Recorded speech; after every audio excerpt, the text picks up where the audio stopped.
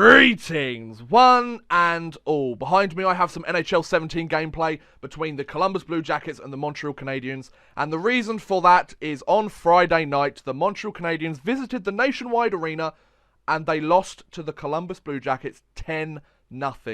10-0. It was the Blue Jackets, it's now the Blue Jackets record for most goals in a game and the biggest margin of victory they've ever had. Now, Cam Atkinson, Scott Hartnell, Nick Foligno and Josh Anderson each had 2 goals in the game, the Columbus Blue Jackets organisation previously had scored 8 goals in a game 3 times. So their previous record was 8 goals. They've gone and got 2 more in the net for it. Alexander Venberg had a career-high 4 assists in the game, and Bobrovsky made 30 saves for his third shutout in his past 6 games. So they did absolutely brilliantly, the Columbus Blue Jackets. They had the game that every NHL team would ever want, winning the game by 10 goals and not allowing any. I think that's also an important point. The fact that Bobrovsky made 30 saves and the defence was strong enough to keep the puck out of their net, which is brilliant. So, Al Montoya made 30 saves for Montreal, who were 9-0-1 before the start of the game. They were the best team in the NHL. Once again, similar to last year, they had a brilliant start to the year last year, had a brilliant start to the year this year. They were going 9-0-1. This is their first regulation loss of the season.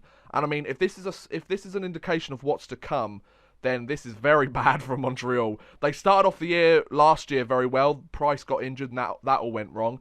Hopefully that's not going to happen this year, but if this game is kind of a turning point, then this is bad. This is bad for Montreal once again. But I mean, they'd won their last 8 in a row, the Montreal Canadiens, and they'd allowed 13 goals in the previous 10 games. But they gave up 8 goals in the first 38.5 minutes of the game to the Blue Jackets. So just over halfway through the game, they had allowed 8 goals. That is absolutely crazy, the fact that they'd allowed that. Now, the Blue Jackets have now won 3 straight games and got goals from also defenseman Seth Jones and David Savard.